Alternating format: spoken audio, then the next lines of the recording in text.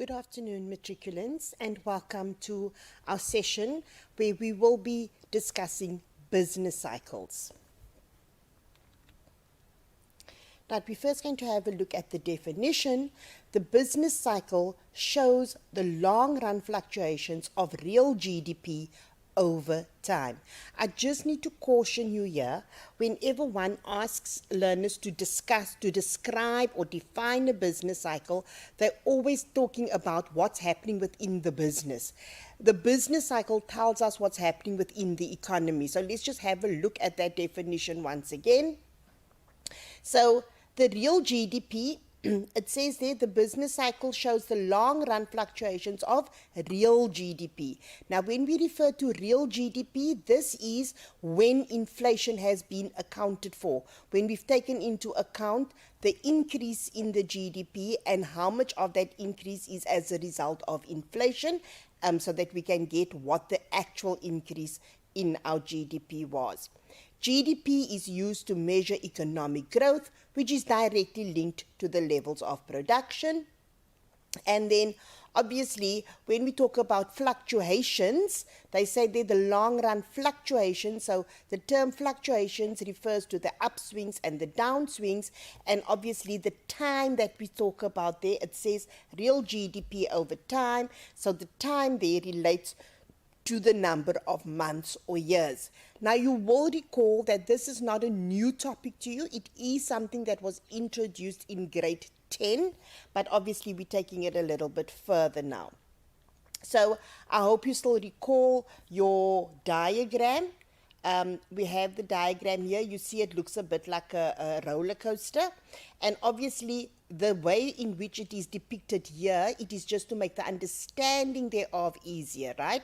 This is not what the real business cycle looks like. Okay, so assuming the state is meeting its objectives of economic growth, there is a trend line showing. So this blue line across the graph here, that is your trend line. And then the fluctuations around the trend line, this is now the business cycle, right? The cycle that it's following. So if the economy grows very fast, then the line is above the trend line until it reaches a peak. And during this period where we have this fast growing, we say the economy is expanding. So there's expansion taking place until it reaches a peak. Then the economy will go into a downswing, or also known as a contraction. So then it will contract. And then you can also move even below the trend line until you reach a trough. And then from there, we start all over again. So now, if you recall, in grade 10, you were taught about the various phases of the business cycle. And if you remember your expansionary section of your business cycle, there were two phases, which were your recovery phase and your prosperity phase, right? So let's just have a look at what is happening within our recovery phase. Now, obviously, at matric level, we are asking you to have a discussion which is a bit higher than what you've done in grade 10. So what happens in a recovery phase? This is when the economy is now starting to grow and certain things are being put in place in order to get that growth to happen. So to stimulate that growth, government will have to consider employing certain policies. And as you know now, the policies which government uses are your fiscal and monetary policies. Right, so if we think of, first of all, the fiscal policy, your fiscal policy has two tools, and those two tools are government spending and taxation. And those two together form the fiscal policy. And if you remember, just a couple of weeks ago, we listened to our finance minister deliver his budget speech. And his budget speech is all about the taxes and government spending, because in that speech he said what government intends doing and where this money is going to be coming from. And as you know, government's money, they are heavily dependent on taxation. And we're not just thinking income tax, all kinds of taxes, right? There's direct as well as indirect taxes as well. So during the recovery phase, they would obviously have to increase their government spending and decrease the taxes, because by government spending more on certain projects, they are creating employment. There is money moving around in the economy. And remember, we did the concept, the multiplier, and the more money that moves around, the more we will see then more being spent within the economy. So with that, you also decrease the taxes. So by decreasing the taxes, it gives the workers or the consumers more disposable income, so they can also spend more. And with all of this spending happening, obviously your supply has to also increase, so your production levels are going to increase. And then obviously we will see this move into your prosperity phase, where everything that was happening in your recovery phase just gets better and better, right? Now people are much more they have more confidence in the economy, so businesses are willing to expand and take on bigger projects. Households are willing to take on big projects such as renovating homes, buying vehicles, all of these things, right? And obviously we will see a little bit later on in this discussion what all of those things and where all of those things fit in and what they all mean. So then we move into the prosperity phase, and things are going well. And as you know, when there is so much spending going on, we land up in a situation where there is too much money chasing too few goods. And when that happens, when there is too much money in circulation and not enough goods being produced, then prices are going to increase, and this is then known as inflation. So now we sit with inflationary problems, and then government has to step in once again to sort of calm or dampen the economy. And once again, this is another section we're going to be looking at later on. Right, then things will be going well until you reach a peak. Please, matrix, I can't stress enough, when we talk about a peak, it is the turning point. It is not one of the phases, okay?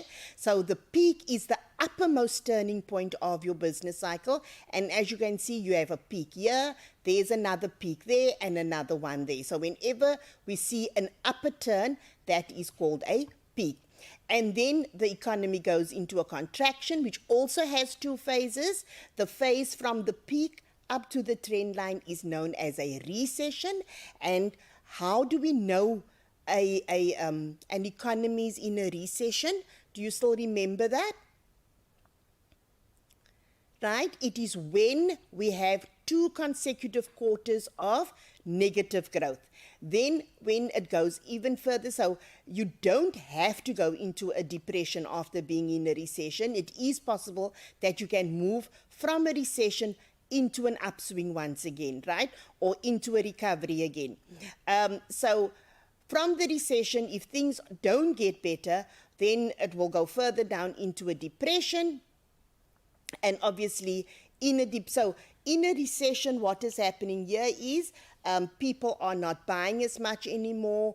People are holding back, so businesses don't have to produce as much, so unemployment starts increasing because now they're going to lay people off, right?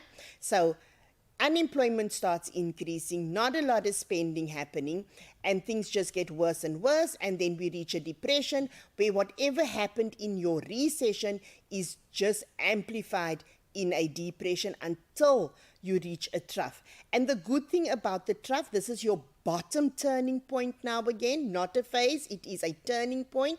So the peak is the uppermost turning point, the trough being the lower turning point. Now with the trough, I always say this is the best place to be because there's nowhere else to go but up, right? You can't go lower than that. So the only other place to go is now going up.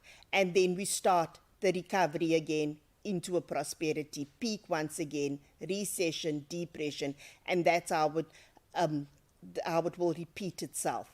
Okay. Right. The reasons why is it that business cycles exist? There are 2 reasons for this, right? The first one being what we refer to as the monetarist approach, or also known as the exogenous factors. Right? So I just want to stop here for a moment and just talk about the monetarist approach or the exogenous approach. Right, so if you hear the term, it says exogenous. So that is already a clue.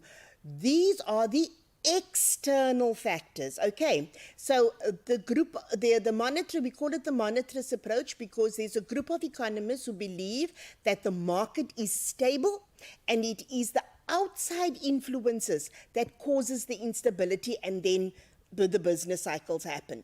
So according to them, they believe in what we call the invisible hand theory. And what that means is they say that government doesn't have to do anything. We don't need government to intervene. That demand and supply will fix whatever is wrong. That we should leave things up to demand and supply to fix any errors or any problems within the economy, right? So that is why they call it the invisible hand theory. And I'm sure you've all heard the joke before where they say, how many monetarists does it take to change a light bulb? And obviously none, because they believe in the invisible hand theory. Okay, so what they say is that it is the external factors that impacts on the economy and causes the business cycles. And examples of these factors from outside or external factors are things such as what is currently happening in Russia and Ukraine. War is one of those things. These are not things that you plan for, right? Shocks, right? If there's a sudden shock, like we just had the coronavirus pandemic, that caused a great shock across the globe. So all of these things is what then causes. And then one of the other biggest exogenous factors are also obviously the climatic conditions, right? If you think about it, if you're growing your crops and you're selling and there's drought or your crops just don't grow, that can be droughts, it can be floods, anything that damages the crops will then also be problematic. Okay, so just to sum up the exogenous approach or the monetarist approach, they believe market is stable, no intervention needed. Invisible hand theory exists, meaning the market forces, which are demand and supply, will fix whatever issues, and examples of your external factors are things such as war, shocks, climatic conditions, etc. The second one, which is our endogenous, also known as the interventionist. Now, if you see the name interventionist, that should already be a clue, right? So interventionists, these are people who believe there has to be government intervention, because whether monetarists are saying the market is stable, your exogenous approach is that the market is unstable and therefore intervention has to take place, right? And the economist that came up with this is called John Maynard Keynes. So it's also known as the Keynesian theory.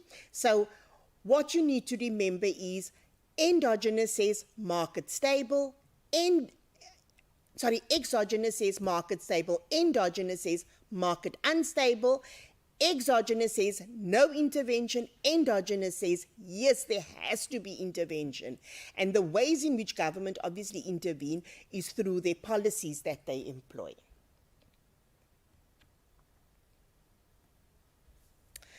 The smoothing of cycles, right? So governments want to ensure that the fluctuations remain as close as possible to the goals set for growth. So the way in which they do this, they use the monetary and fiscal policies, and they can either use the restrictive or expansionary policies, right? So I've already told you your fiscal policies and what their tools are. We said it is government spending and taxation.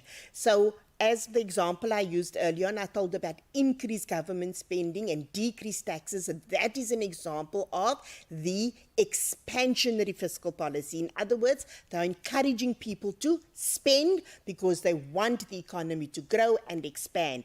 So therefore, they will decrease the taxation and increase the government spending. Because remember, the government is like the parent in the household, right? They can't say to you as a consumer, spend, spend, spend, but they don't spend. spend any money. Or if they implement the restrictive fiscal policy, this is when they will decrease their spending, and they will also increase the taxes, right? Because by increasing the taxes, we don't have enough disposable income, so we will spend less. So once again, they can't say to us, guys, spend less, and they don't spend less, right? So they will take the role, or they will first start off with not spending as much, and obviously hoping that then people will follow their rule of not spending, and then therefore they implement the increase in taxation to force you to not spend as much, right? So that's the expansionary and restrictive fiscal policy. When it comes to the monetary policy, however, there are more than two tools that is used, right? The major tool used is obviously the repo rate, okay? And if you remember, they met in January, was the last repo rate meeting that was held, because remember, the Monetary Policy Committee meets every second month to determine what the repo rate will be. And for those of you who sitting there and you're thinking, what is this woman talking about, a repo rate? I don't understand. Another term, or that's the shortened term for what we call the repurchase rate. And that is the rate at which SARB lends money to the commercial banks. Okay, so that rate was increased in January, and they should be meeting, it's either this week or next week that they will be meeting again to determine, right? And lots of people there's been news broadcasts about they're expecting an increase, a further increase in interest rates. Now, this is what we call now again the restrictive monetary policy, when they start increasing rates. Because when that repo rate increases, our loans that we have, what we have to pay back on our homes, the money we have to pay back on our cars, on student loans, on our store accounts, all of those things has to also then go up, right? So now in that way, they are ensuring that we as consumers are not spending as much. Okay, so that's your restrictive monetary policy. Obviously, your expansionary would be the opposite of that, right? Which happened last year. We saw our interest rates going very low, the lowest that they have been. The repo rate was at 3.5, and your prime lending rate, that is what we then get the loan, that when we go to a bank for the loan, that is what they give to us, was at something like 7% or something like that. So what I'm saying here is, when we talk about the restrictive monetary policy, we talk about an increase in interest rates. When we talk about an expansionary monetary policy, it is the decrease of interest rates. But as I said, that is only one of the tools that they have, right? The other, and that's the major tool that they use. The other tools that they also use are things such as cash reserve requirements, open market transactions, and model persuasion, right? And we will look at that in a bit more detail later on.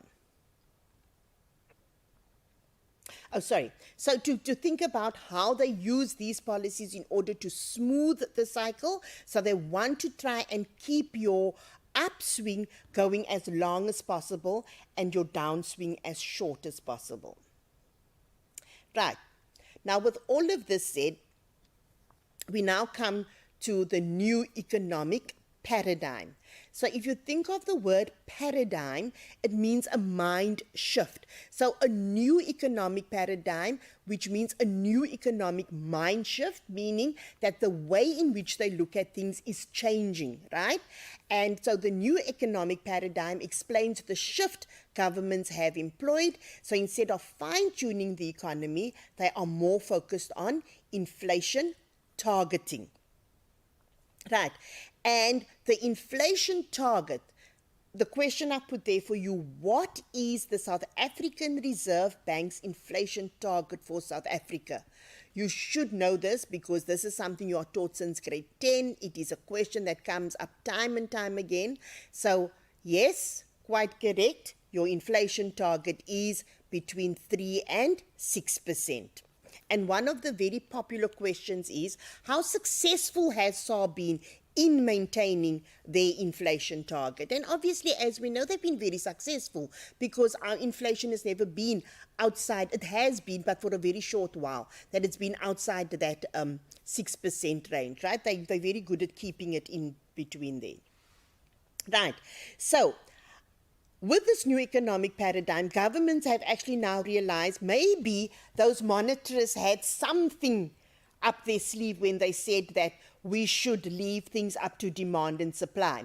So, in order to target inflation now, or with the new economic paradigm, the government uses demand side and supply side policies to achieve its objectives of ensuring that output increases and maintaining price stability.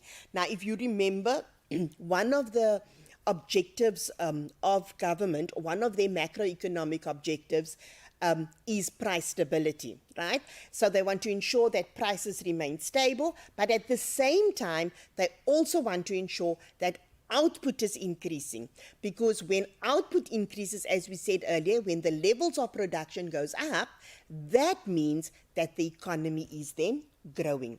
So we're going to have a closer look at this new economic paradigm. And we first look at the demand side policies. As the name says, right, it says demand side. So obviously the main aim is to stimulate demand. That is what they need to do, right? They want to stimulate demand. But we need to bear in mind that supply also needs to be stimulated to avoid inflation setting in. And in order to achieve this, the fiscal policy is more successful in stimulating a depressed economy, and the monetary policy is more effective when dampening an overheated economy that has inflation rising. So if you think about it, your fiscal policy is more successful during your recovery phase, whereas your monetary policy is more successful in your prosperity phase again. Right, this brings us to our aggregate supply and aggregate demand model. So, remember what we said, demand policies are there to stimulate demand. So aggregate demand will shift to the right. So I'm just going to show that to you quickly. I'd like you to see how it is. So we have price and we have quantity.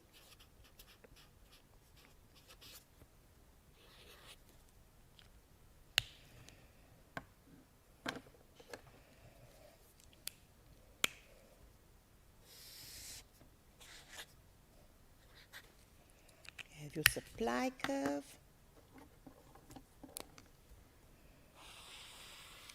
and we have our demand curve. And as we all know, where demand meets supply, that's going to be our equilibrium point. So that will be our equilibrium price, PE, and our equilibrium quantity at QE. But as we see here, when the demand is stimulated, we're going to find the demand curve moves to the right to D1.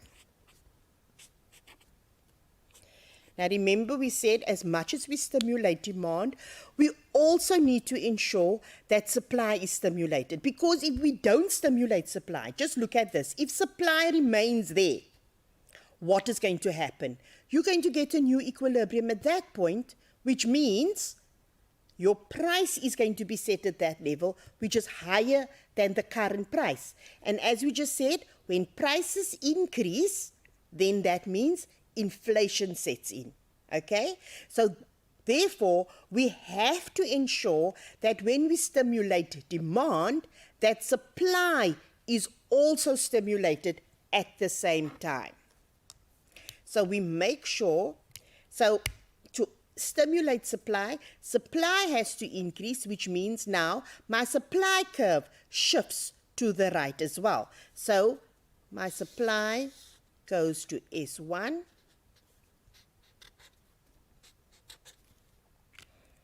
Right?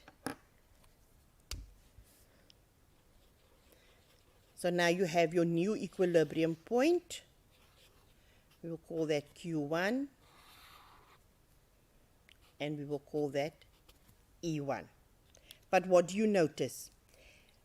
The demand has increased and the supply has increased, and the price has not changed, which means now that there is no inflation. Okay, so now we have managed to increase output without increasing the price. So we have managed to keep inflation at bay while still ensuring that there is growth within the economy.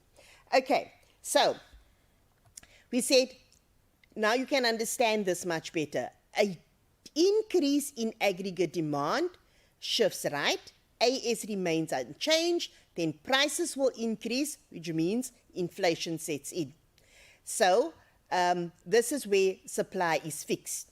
So what happens is, over the long term, we see a supply adjusting, so aggregate supply increases, and the price then remains the same, so therefore there is no inflation that exists. Right. Then there's also the Phillips curve that we need to look at when we're discussing demand side policies. And your Phillips curve shows you the relationship between unemployment and inflation. Therefore, your axes are labeled unemployment and inflation. Right. So demand increases and then the supply increases, and if the supply does not increase, then price will increase, which will lead to inflation, as we said. But as you know, when you are stimulating demand and more is being supplied, what's going to happen to unemployment? Unemployment will then also decrease. And it is when unemployment is decreased, right? So we see your inflation rate is 2%, your unemployment rate is at 7%, but now your unemployment rate decreases to 4%, and as a result of that decrease in unemployment, we see that the inflation increases from 2 to 5. I'm explaining the shift from point B to point A on the curve now, okay? So we started with a 7% unemployment, and then they stimulated the demand, so businesses had to expand to meet the new demand, so to increase their supply in order to meet the demand, so they needed more workers, so therefore the unemployment rate decreased, and as a result of that decrease in the unemployment rate, we have more people earning money, more people spending, and so therefore we see an increase in prices, so inflation rose from 2 to 5%. Okay? Many times learners also do this discussion the other way around, right? They say the increase in inflation leads to the decrease in unemployment. No, it is the decrease in the unemployment that causes the shift in inflation. I just want to go over these two quickly again, because this is something that learners really struggle with, right? If we look at the ASAD curve, first of all, the ASAD model, first of all, this graph, right? It is important that you show the shift of the demand and you show the shift in the supply, but you have to ensure that your price remains constant, right? Nothing happens there. Some textbooks will also put in this point here, where they sort of explain, and let's say we call that point F. So they will explain to you, point F is sort of your short-term situation that you have, but over the long term, once the supply is caught up, we find that inflation doesn't exist anymore. Right, when we look at the Phillips curve, on the other hand, we start off with high unemployment, and as a result of the stimulation of demand, business have to increase supply, they need to expand or employ more workers, so therefore unemployment decreases from 7% to 4%, and as a result of the decrease in unemployment and more people now being able to spend money, we see the inflation rate rising from 2 to 5%. And this graph, known as the Phillips curve, shows the relationship between inflation and unemployment.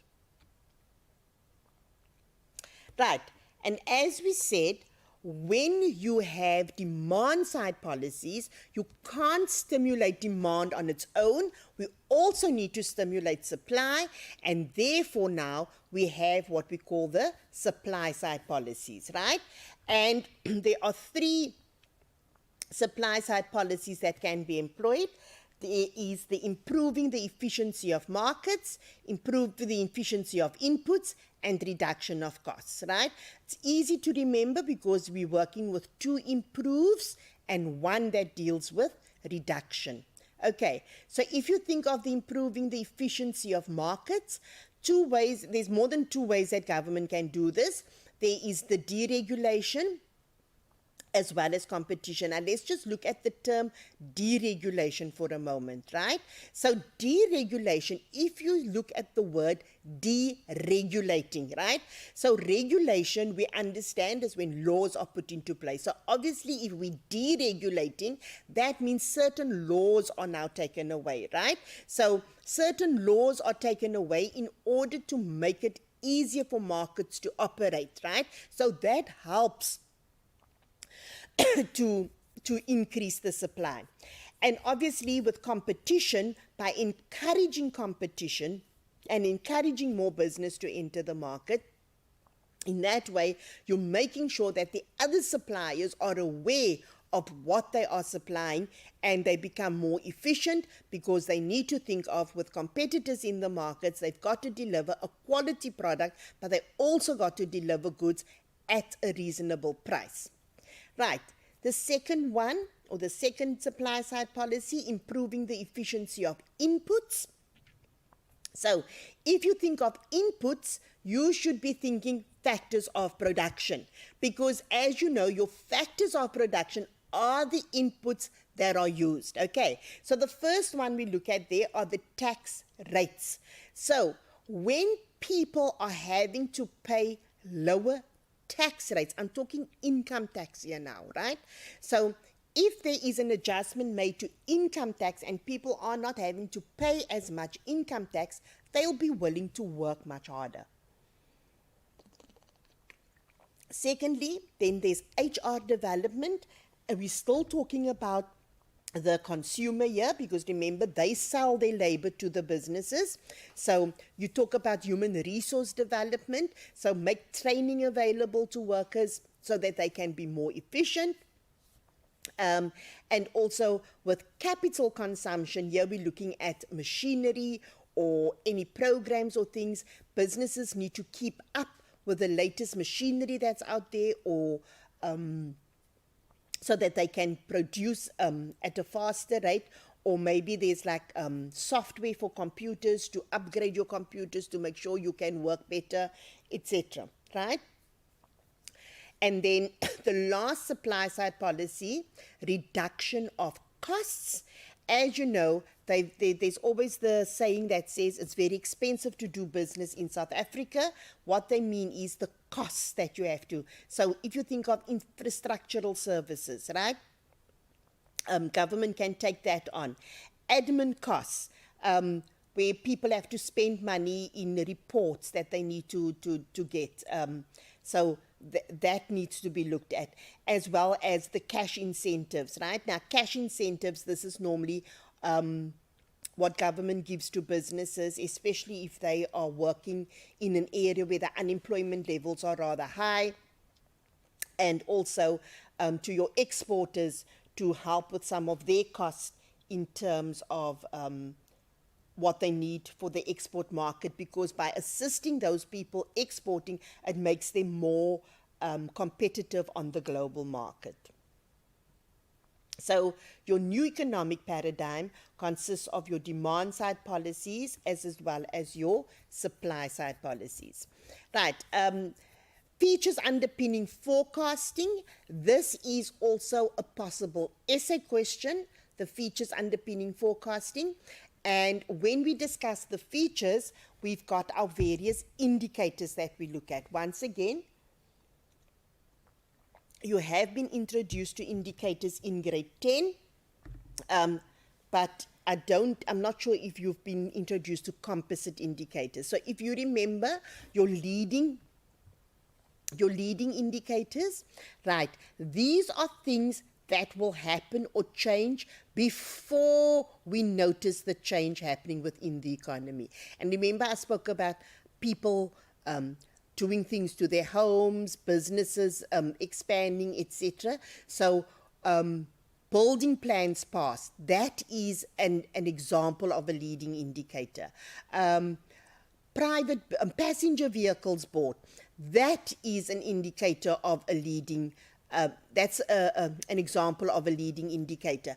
Because remember, when you go out and buy a new car, you are committing to paying that debt for the next 5 years. Now, people are not going to go into debt if they're not assured that, yes, we will have the money to cover this debt. Okay. New homes bought. People don't commit to those big debts if they're not confident in where the economy is heading. So these are all indicators to show you this is where our economy is moving to. Okay. Right. Then your lagging. Now, as the word says, lagging, these are things that change after the change has already happened in the economy. And a good example of a lagging indicator is something like the number of construction hours worked. Another example is the number of vehicles bought for business purposes, right? So when you think of the number of construction hours worked, so people in the construction industry, when everybody else is feeling the pinch, they still happy-go-lucky, they still enjoying everything as if everything's still perfect. Because remember, when I decided to build a new wing onto my home, I did it when the money was there, and yes, I'm going to be able to pay this. So now the construction gets going. But now we're 6 months down the line, the construction is still going. But in the real world, things have now changed. But that guy doing the job is still being paid his money. So according to him, nothing has changed for him.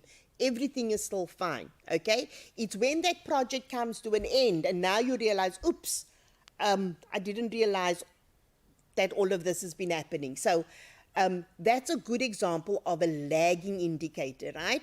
So construction hours worked shows you where we have been. And then your coincident, this moves together with the economy. And here we look at retail sales. As you will know, they always look at how much has been spent over the Christmas period, because it gives you an idea where the economy is at. Whereas your composite indicators, on the other hand, this is where you take a number of indicators and they're similar, and then they are put into one total. Right. Other features that we have is the length of the business cycle. If you remember the drawing with the peak and the trough, the peaks being the uppermost turning points, troughs at the bottom. So you measure the length from peak to peak and from trough to trough. Your amplitude is measured from top to bottom, so from the peak to the trough. So that gives us an idea of the economic activity that is happening. And then there's also extrapolation. This is when you use facts, right? Things that you know in order to do a prediction. And the last one is your moving averages, and these are the data that changes over a period of time.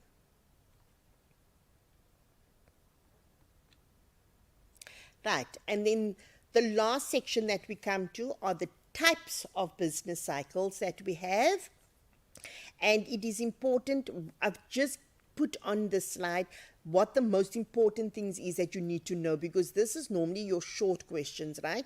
Your 2 markers, name 2 types of business cycle, or as a multiple choice. This cycle lasts between 7 to 11 years. Which of the following will it be, right? So those kinds of things. So if you think of your kitchen cycle lasts between 3 and 5 years, and this is when you're looking at your inventory levels, your stock levels in a business, right?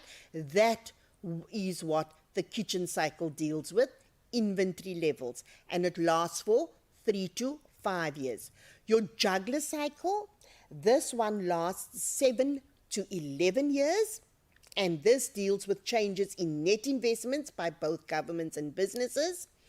And then your Kuznets cycle is the construction industry one, and they last 15 to 20 years. And your Kondratiev cycles, they are longer than 50 years, and these deals with technological innovations, wars, and discoveries of new deposits of resources. For example, discoveries of new deposits of gold or coal, etc. Okay, so kitchen 3 to 5, inventory. Juggler 7 to 11, investments. Kuznets 15 to 20, construction. And Kondratiev is 50 years, longer than 50 years, and they deal with technological innovations, wars, and discoveries. Right. So just to summarize what we've done for this afternoon, we first of all looked at the definition of a business cycle. And here we said we look at how real GDP has changed over time. And real GDP is the GDP where we have made allowances for inflation. We've also looked at the various phases within the business cycle. And we said there are 4 phases in the business cycle. Being your recovery phase, your prosperity phase, your recession phase, and your depression phase, right? And then the reasons that business cycles exist, we said there that the reasons are your exogenous reasons as well as your endogenous reasons, right? Your exogenous reasons referring to the monetarist approach, where they believe the market is stable and it is the external factors that influences, whereas your endogenous reasons or your interventionists, they believe the market is unstable and intervention has to take place. And then the smoothing, where government uses their monetary and fiscal policies to ensure the smoothing of the cycle. And when we talk about smoothing, they try to keep the upswing going for as long as possible, and they try and keep the downswing as short as possible. And then your new economic paradigm, which I forgot to tell you, is also a possible essay question for you. And your new economic paradigm deals with your demand side policies and your supply side policies. When we talk about demand side, we look at inflation and unemployment. We look at the Phillips curve and the ASAD model graph. And when we talk about supply side policies, we look at the improving your market, improving your inputs, and reducing your costs, right? Those are the 3 things for the supply side policies. And then when it comes to the features underpinning forecasting, we look at, first of all, our first 4 indicators being leading, which changes before we see the changes. Lagging tells us where the economy has been, and coincident tells us where we are at. And then there's also your composite indicators. And then we also have things such as the trend line, the amplitude, moving averages, and extrapolations also that's used. And then the last point we looked at was the types of business cycles, right? And that was the last slide, which was your kitchen, your juggler, your Kondratiev, and I just forgot the last one, the Kuznets cycles, right? So those are your cycles. Okay, I just want to move back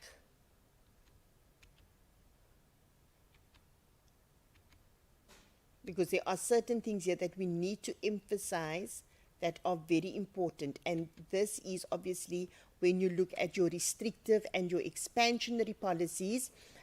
Remember, your restrictive is when they want to restrict spending in the economy, whereas expansionary, they want to ensure that people are spending money within the economy. I've told you what the tools of the fiscal policy are. So I've only given you the one tool of the monetary policy that I explained, which was your repo rate. And as I said, they meet every second month to set that repo rate. But the other tools to your monetary policy is also, of course, your like I said, your cash reserve requirements. Now, what that is, SARB, the commercial banks have to hold a certain amount of cash with SARB, and based on that, they can then borrow out money or lend out money to consumers according to that money that they have with SARB. So let's say, for example, they have 1,000 Rand with SARB, and SARB says to them, oh, you can give out 90% of what you have with us in loans. So if they have 1,000, they can then lend out up to 900 Rand. So now when SARB wants to restrict the spending, then all they do is they decrease that amount that they can borrow. So they will say now, no, you can't give out 90% anymore. You can only give out 70%, right? So that's when they're restricting your borrowing to the public. So then if they want to restrict it, they will decrease that cash reserve requirement, increase the cash reserve requirement. And the other tool that they also have are your open market transactions, and this deals with government bonds. So when they want us to stop spending, you will hear lots of ads going on about buying of government bonds, because when we buy the government bonds, it takes money out of our pocket, so we can't spend that money. And when they want to employ the expansionary policy, they will then say, now you can come and buy back your bond, right? They will then buy back the bonds from the people. Then the last one is your moral persuasion. This is when they can't really do anything with regards to cash reserve requirements or repo rates or anything like that. Then they will just go to the banks and ask them, based on what the current economic climate is, if they would please just reconsider their criteria when it comes to giving out loans, be it home loans, vehicle loans, or personal loans to people, to ensure that people are not going overboard. And that is also where our consumer protection actors come in as well. Okay, so that, I hope you have a better understanding with regards to business cycles now. I have not seen any questions coming through. So just to summarize once again what we've done for today. Definition, we've done the phases, we've done the reasons, the smoothing, the new economic paradigm features. Remember, these two topics are your two essays out of this section, and we've also looked at the types of business cycles. Thank you, matriculants, for attending this session. Thank you very much.